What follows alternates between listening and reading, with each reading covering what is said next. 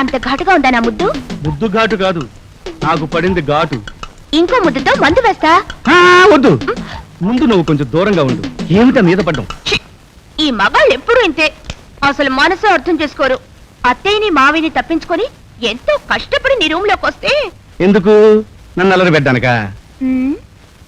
ముద్దుతో మొదలు పెడితే ఇంకేదేదో చేసి ఫినిషింగ్ ఇస్తావేమోనని.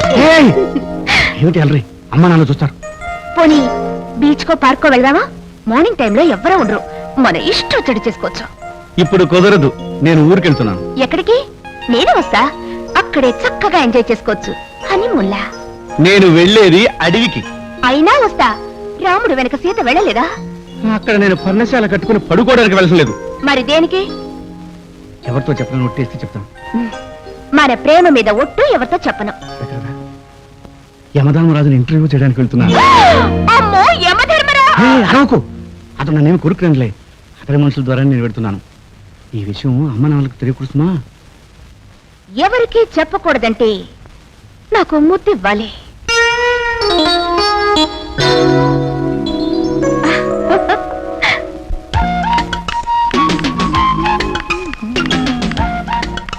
Good morning uncle.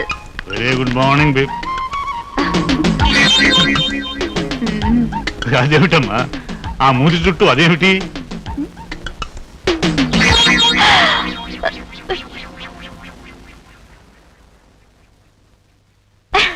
అదంకుల్, ఆకలి వేస్తే పైరంలో వెన్న తిన్నాను. ఓహో, అది సరే గాని మీ అత్తయ్య ఏమిటమ్మా ఎంతసేపటికి బయటికి రాదు? టిఫిన్ భోజనం టైం పెడుతుందా ఏమిటి? గట్టిగా అనకండి అంకుల్, ఈడొచ్చిన పిల్ల ఇంట్లో ఉంది కానీ నాకు అసలు సహాయం చేయదని రివర్స్ లో వస్తుందేమో.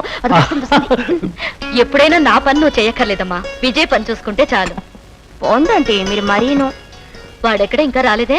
విజయ్, వస్తున్నానమ్మా.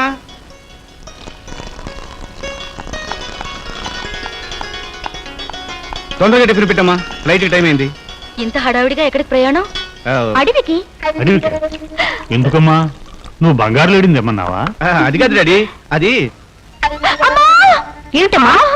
ఏం లేదమ్మా. రాధకి పొద్దున్నే టిఫిన్ పడకపోతే కళ్ళు తిరుగుతాయి, తల తిరుగుతుంది, ఏంటంటూ మాట్లాడుతుంది, అరుస్తుంది కదూ రాధా? ముందు టిఫిన్ కానివ్వండి.